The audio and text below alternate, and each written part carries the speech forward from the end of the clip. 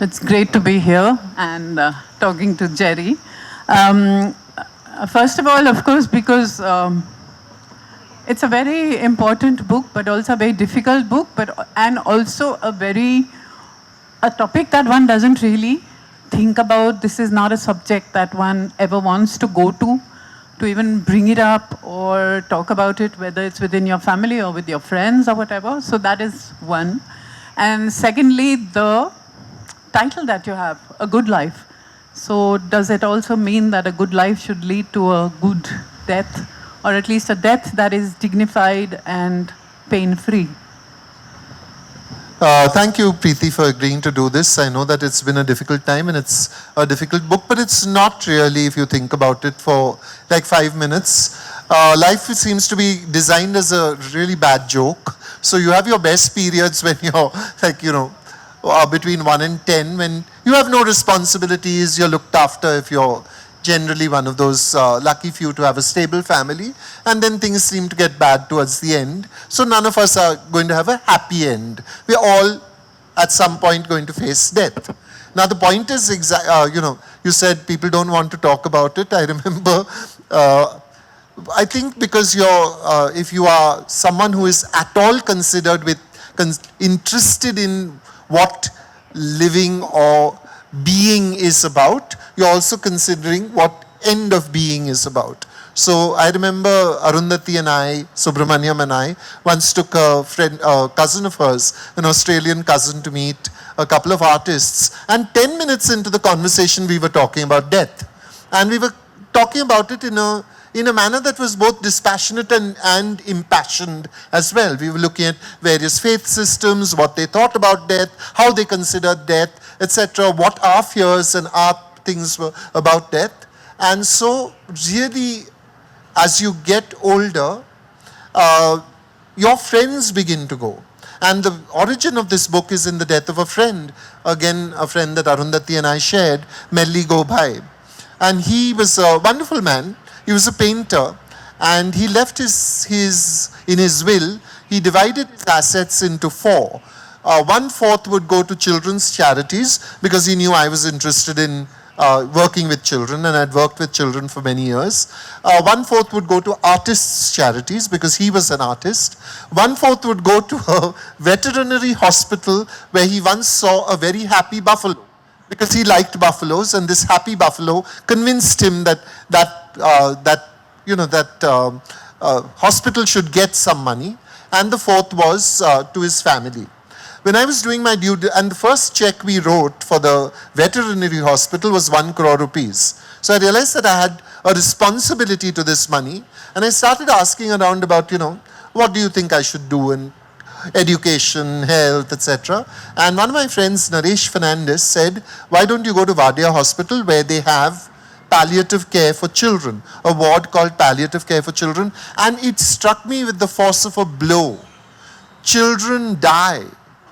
And that didn't seem real, and it didn't seem fair. How can a child be, facing death when I didn't think as a 58-year-old I was ready to face death? How is a child going to face it?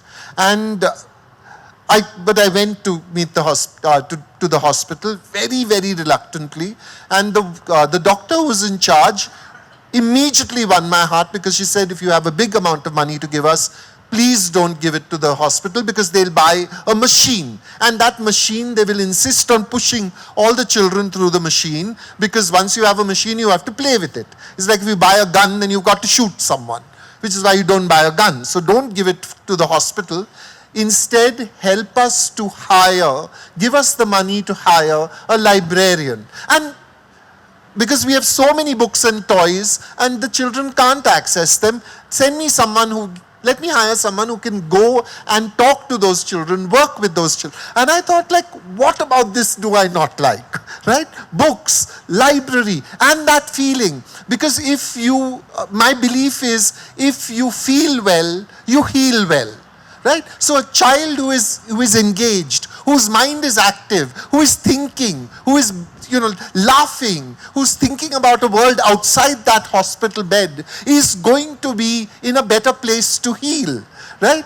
And so we gave her the money. We hired that librarian. My sister, who's a librarian, made a lineup of librarians. We got a guy to do it. 1 month later, I walked around the wards with him, and he was like a rock star, right? He walked into the ward, and Azoba, they would shout. All the children would shout like, Grandpop, you've come. And they would all be ready to have books read to them. It was wonderful.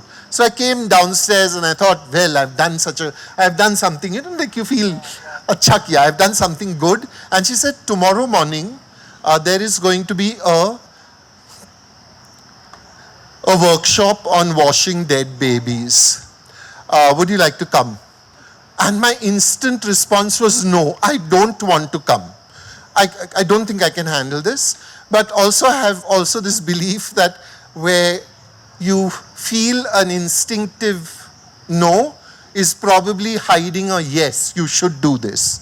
So I persuaded myself all night and I went the next morning. And on the way I remember telling myself, Jerry, it's all right. They'll wash a doll. This will be a doll that's being washed. Don't worry about it. Just go.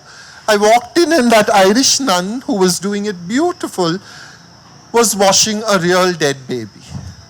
And she made us hold it in our hands.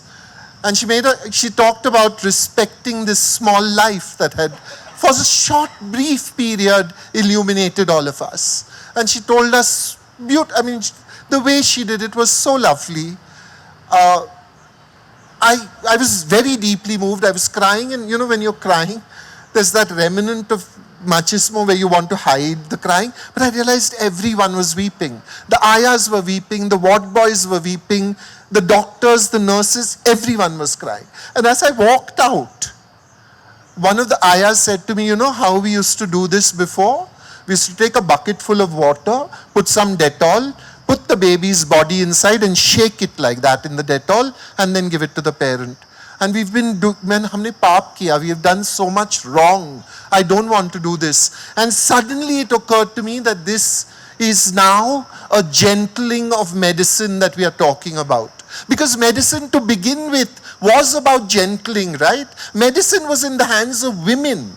Medicine, you went to your grandmother to ask her for a remedy. You went to the old lady in the village who had some herbs. We then demonized these old women, turned them into witches because men wanted to take over medicine, because now medicine was about numbers. Medicine was about big machines that men could use. Medicine was about results. Now that we had, antibiotics and we had scalpels and we had forceps to damage babies' brains. Now we could do this thing, and so men took over medicine, women were forced out of medicine, and men made medicine into numbers. So that now when you walked into a doctor's clinic, he was not asking, who are you? He was not asking, what is your life like and how do you want your life to be like? He's saying, go and get tests done. Now you go and get those tests done and there are a whole series of numbers. Your blood pressure is this, your blood sugar is this, your cholesterol is this. Now he writes a parchi, he writes you a prescription. You go out and get that prescription and your numbers return to normal and he has won. And he has also got a little sweetener from the pharmaceutical industry to help him write more prescriptions for you. Right? This is how medicine has become, we have now denied the human being. It is only numbers that you have. And there's one story that struck me with such force. It was about a young man who had a liver transplant. Okay, and that liver transplant, they didn't take. So they plugged him with antibiotics and antihistamines and X and Y and Z. They gave him all this until his body was in revolt. So he was scratching himself until he scratched down to the bone. He went to the doctor and said, this is what is happening. The doctor said, these are side effects. But your liver is fine. You live with this, your liver is fine. And the doctor noted this as a success. The man went home and killed himself. That's not a success. That's a failure. And palliative care wants us to remember that there is a human being who walks into the clinic and you need to treat the entire human being, not just one element of him, not just one number.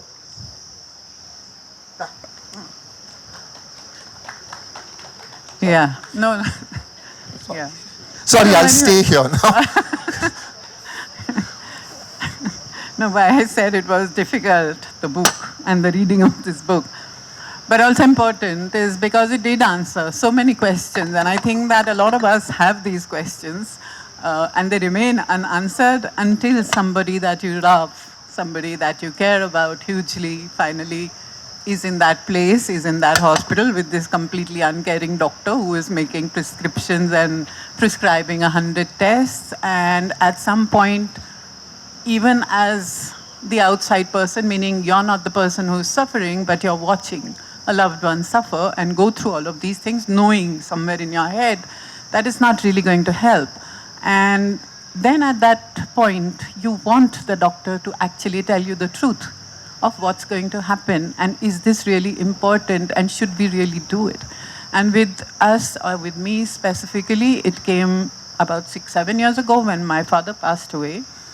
And my father was a really energetic person in the sense not only intellectually, but also he would walk everywhere all the time. And then he had this stroke and he landed up in hospital. And I think just 3 years, and he had like 80% brain damage and whatever. And then at a point when you're most vulnerable, and we were 4 people, I have 2 other sisters and I have a mother, we are 4 to make a decision. When you're very vulnerable, then it is at that point, because you don't have knowledge, we have never talked about it before. What would my father have liked us to do if such a thing happened? We had not discussed it in the family. And then in the night, when I think maybe 4 days had already gone by, the doctor finally asked, and I think it was just my mother and one of my sisters who was there, asked whether they should put him on life support. If I had been there, I would have said no, because I don't believe in that. And but I was not there, and they made them sign the paper, etc., etc. And the next morning when we go, he has, in tube, he's got the tube and everything. And the thing is, then more time passes by, and it's almost 2 weeks now since he's got this. The next stage is that you have to do it from the throat. And at that point, I said, there is no question. But then you realize, it says with the small print that you cannot do anything about it. Once the patient is on life support, you cannot get them out. You cannot leave the hospital, except on, signing some other paper, but you can't. So I didn't know about palliative care. I didn't know that there was anything else, which is why I feel this book is so important and that it has answered a lot of questions, and I think it does for others as well. Also, it touches all our lives. We brought my father home. We knew that he was not going to survive. But how do you take that call? How do you make this decision? And in a country like India, with the kind of cultural, baggage that you have, you can stand there and talk about all of that. Yeah.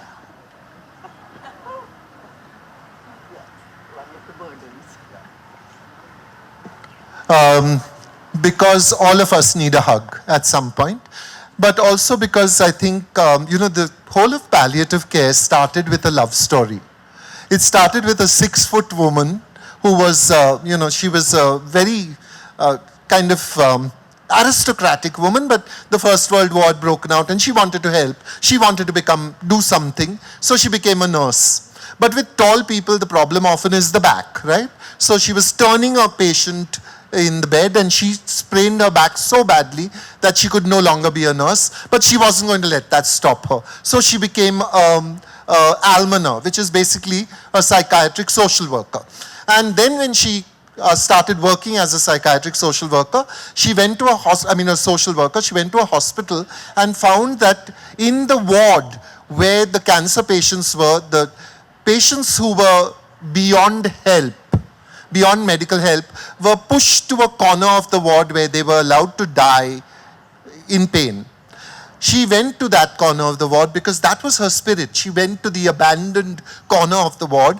And I like to think it was because she was a woman. And remember, at this point, Elizabeth Kubler-Ross is across the across the, sort of the pond, she's talking to dying people and developing her theories about death. Such a beautiful thing that two women are doing this, going to where the people outside the pale are and saying, what are you thinking? What are you feeling? Cicely Saunders goes there and meets David Tasma. He's a Polish refugee. He's in end stages cancer. He has a few months to live, and they fall in love. And then, when he dies, he leaves her 500 pounds in his will and says, build a home somewhere for people like us, where they can be treated well, and where I would like to be a window in that home. And she realized that no one was going to take her seriously if she was just a nurse and a social worker. And so she became a doctor. She decided to become a doctor. So she was Dr. Cicely Saunders, who started the process of taking the dying, the rights of the dying seriously. What happened to your father was because nobody sat everyone down, all stakeholders down, and said, what is it you remember your father as? What is it you see your father as now? What decision would you like to take?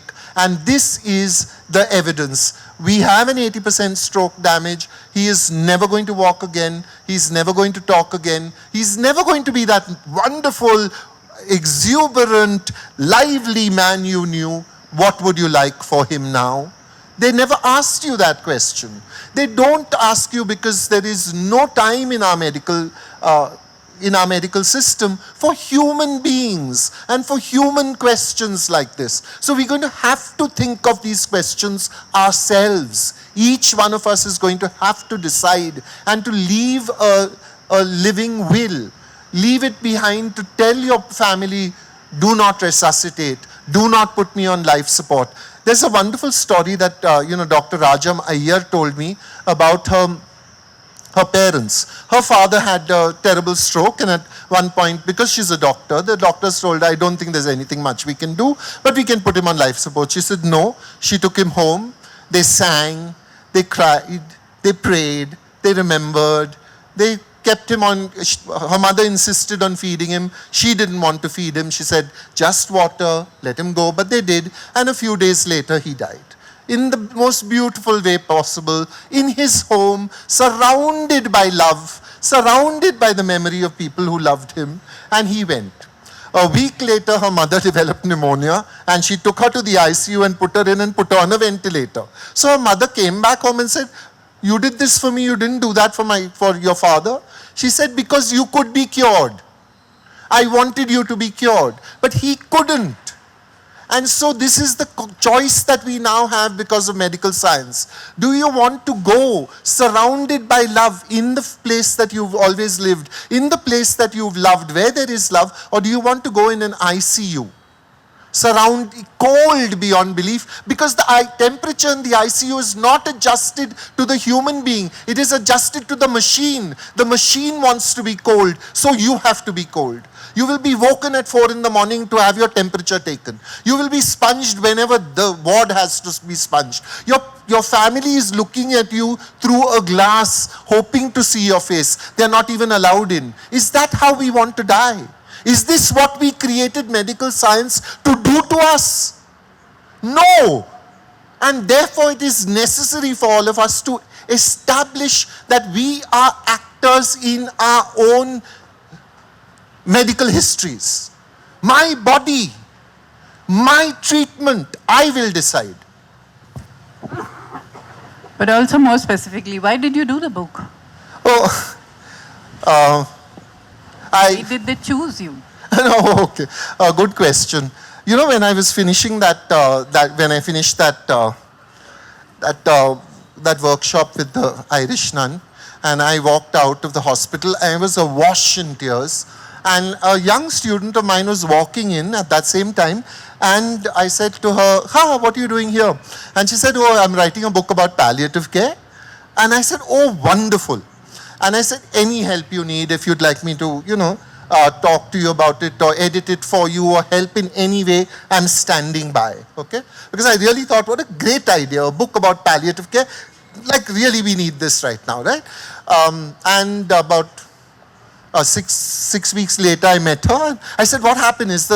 What happened to the book on palliative care? Where are you now?" And she said, "No, I gave it up. It's just too much, too complicated, and it is just too racking." And I felt very sad that there wasn't a book, but I let it go. I mean, there are lots of books needed. Preeti Gill has to write her autobiography. She's not writing it. So, I mean, lots of books that aren't happening. But at the party, it was very strange, at a party for a literary festival, to begin a literary festival, all the authors were in this room, and I saw Rumana Hamid across the room, and I realized she was the one who was funding that book. She said she would fund it. So I walked across to her completely randomly at that moment and said, "Is anyone writing that book? Because if there isn't, I'll write it." And she said, "You will? Wonderful." And we were off after that. It was not, none of this was a decision. I surprised myself. But I think Arundhati yesterday was speaking of startling oneself, surprising one, the joy of that. And I remember a minute after saying I'll write it, I thought, what do you know? Like, you don't know nothing. You just know, you went for one, this thing, some children, and all this. That's not going to be the issue. So, of course, then I went home and told my sister, who said, "Yeah, read about it." A good librarian.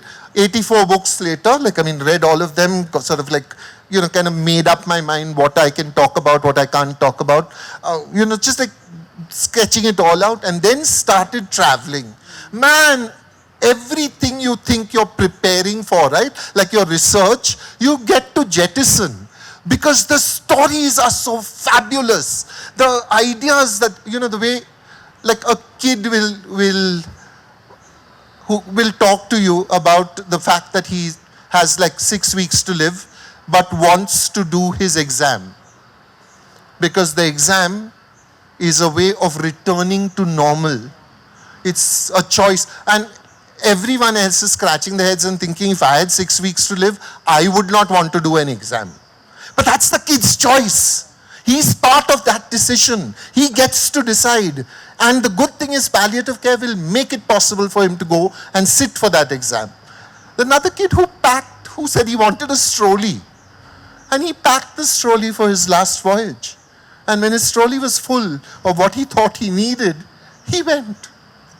Meaning, it was like, you opened your daman and stories were filling it. How can you not rejoice in the power of the story that is given to you with such openness and love? It was wonderful. Can I tell my Nagama story? Yeah? Okay, at the beginning of this journey, right? I was in Kerala, which is home central to palliative care, and there was a woman called Nagama. Nagama was the matriarch of her family. She had one son. That son had married a woman, and the 4 children that were born all had a neurological defect. No one knew what the name of the neurological deficit was because they had gone to some primary healthcare center and it had not been diagnosed. But they jerked their bodies constantly, and since they were sitting in a rough wooden place, their heads had banged the bricks and they were bleeding and sore at the back. Nagama would go walk 5 kilometers every day, pick up vegetables, sell those vegetables, and run the family on that. She was 60. Her back had given her problems. Because her back had given her problems, her urinary tract was giving her problems. She developed a UTI. She developed several UTIs. One day she was very tired. She came home and she said, "I have bought poison from the market. We must now decide whether we can at all live with dignity because I can't do this anymore. And let us vote whether we will live or die." And her daughter said, I vote for death. Her son said, "I vote for death." The first boy, the eldest boy, said death. The second boy said death. The third boy said death. The fourth boy said life. And Nagama said, well, then we cannot decide to die. If one of us wants to live, we will all have to live. And thanks to the media, this story came out, and Dr. Rajgopal went in and he saw these boys with their bleeding backs of their heads. And he said, we will move you to a home and you will be looked after properly. And the boys said together, no home, we are at home. And this brings us to that central tenet of palliative care, patient autonomy. The patient gets to decide. And so Dr. Rajagopal said, we will look after you at home. And what did he do? He bought a mattress. And he put a mattress behind them. And when they bumped their heads now, they stopped bleeding. Those things healed. One small action created palliative care. And the takeaway from that I had was, we are all part of palliative care. There is a person you know who is sick. You can go and help. Please don't say anything I can do. Because anything I can do is nothing you can do. That person can't think of what you can do. What you need to say is, I will come tomorrow and cook rice for you. I can do this every Tuesday. I can bring you rice. And when you have actually identified some element of help that you can do, and do regularly, because regularity is so important, okay? That is what creates the beginning of palliative care. Might I ask the two of you to leave, please? If you're going to sit and laugh at everything I say.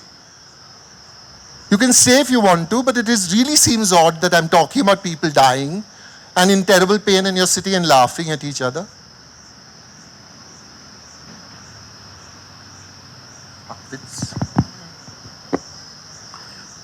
I think I've read almost all that you've written, Jerry. And what always seems most breathtaking to me is your honesty, brutal honesty. Just as demonstrated. No, and empathy, okay? So, overarching empathy for, like, right from M and the Big Home onwards. I think that's what I find so unbelievably refreshing also, because to not have a face, a mask that one must display all the time, to actually be able to say things without filters, which we all seem to, sort of have taken inside ourselves and we cannot do without them anymore. But that's the part that I like the best. How do you keep it? I mean, how do you stay Jerry Pinto? How would you, keep this sanity? You just described this ritual of the baby being bathed, the dead baby being bathed. And how would one even survive something like that? Be able to talk about it, write about it, and keep your sanity? I mean, not even to go to Gaza right now. Okay, I think the fundamental thing, okay, my father once said, I think we were traveling together in a taxi, and there was this woman who came to beg. And when the woman begged, he turned to her like that physically, and he said, I can't give you anything now, but I will pray for you. Okay, and then he turned back again. And I said, and each time a beggar came, he would turn again and he would say something. Sometimes not prayer, but he would say, sometimes he knew the beggar. Then he would say, how are you? What is going on? Some conversation happened. And at one point, I think I was a sort of 13-year-old with, edgy, pokey sides and all. And I said, stop it, yeah. And he said, keep the wound bleeding, Jerry. Okay? And I saw that. At that point, I thought, I don't know what that means. But then I think we are surrounded in India with so much grief and misery. If you stop to ask one person their story, one person, you will be, and if you actually accept that as that gift, the story as a gift, it breaks you somewhere, right? I mean, and it is happening right now somewhere. There's a tribal land that's being taken. There is a woman who's being violated. There is a child who's being sold into slavery. There's just like endlessly this thing is happening. And then we all are thinking that there are brownies with Nutella and strawberries on sale. And should I have bought a brownie now or can I buy the brownie later? This is also part of who we are as human beings. We need to, I suppose, scoop it all up and press it to ourselves in a way.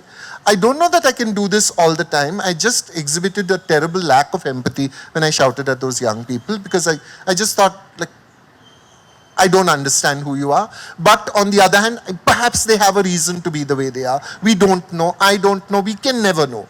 So everybody is a mystery in a way. And often we don't have the time and the resources and the patience to understand that mystery. If we did have it all the time, then we'd all be just like wonderful people and the world would settle into a great and calm utopia. But we are human and we let ourselves down, and I let myself down all the time. But the good thing about writing, Preeti, is that you can edit.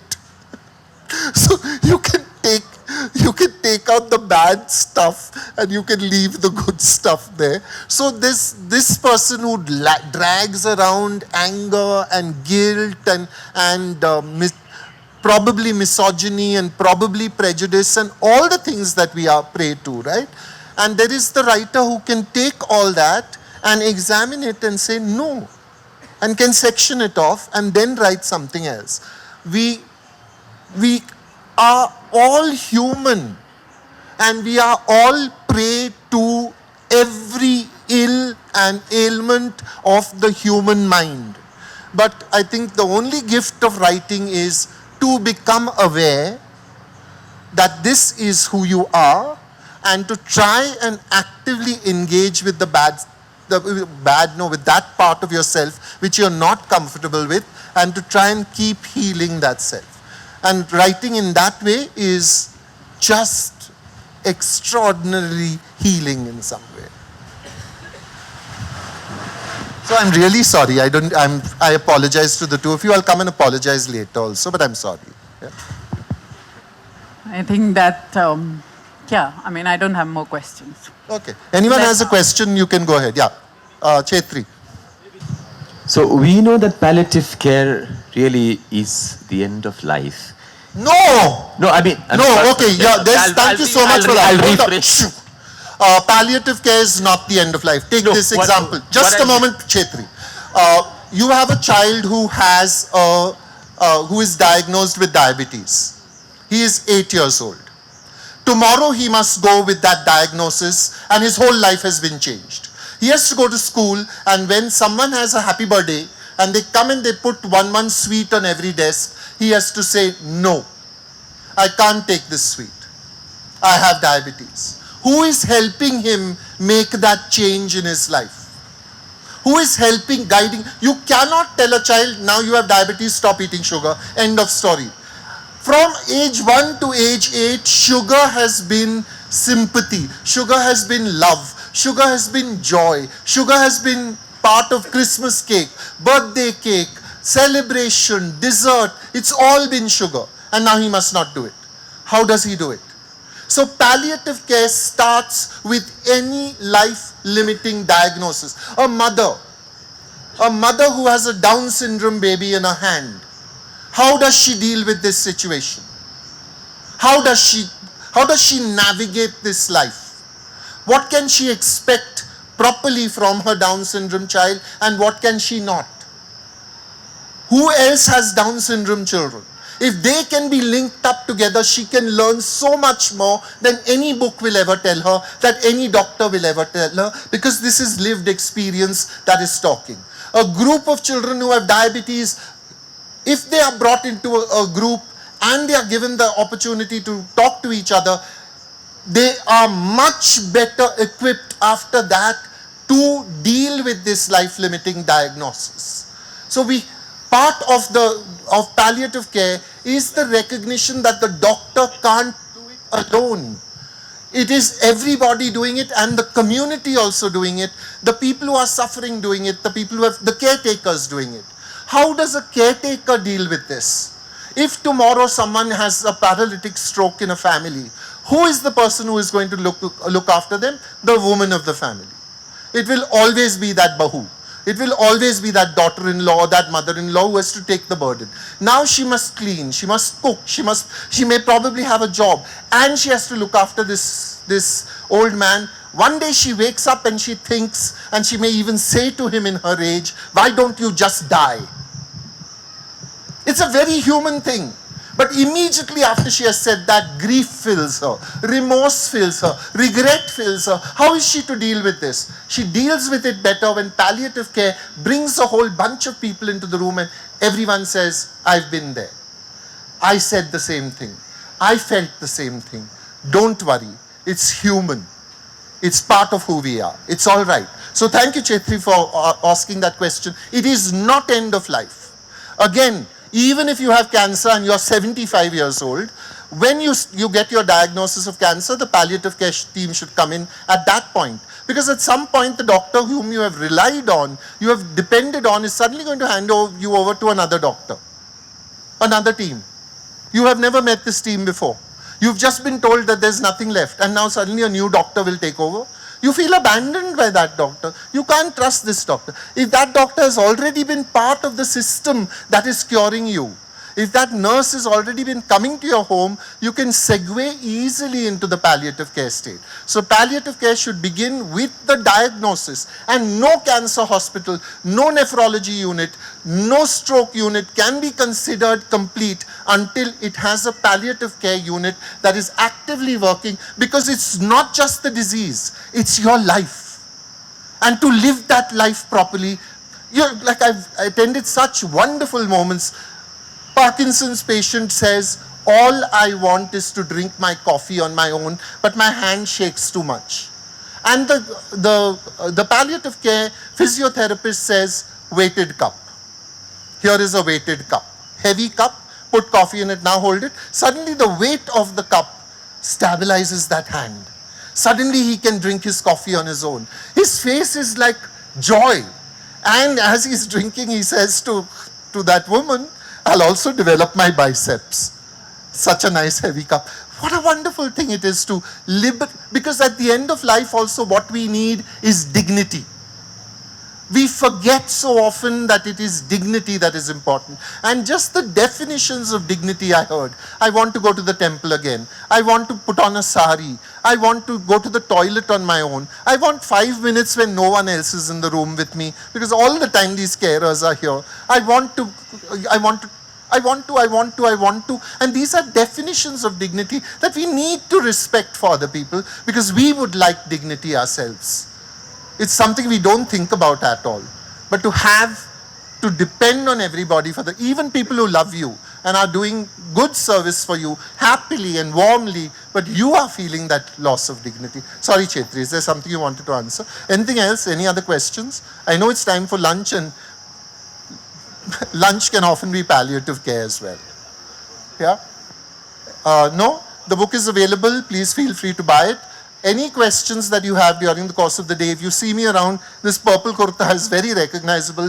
Please feel free to come and ask. Mizoram, you can make palliative care part of your healthcare system. You're small, you have access, you have a bhagidari system, you have access to the healthcare system. You have access probably to the minister. Talk him into it. It's not that expensive. Okay?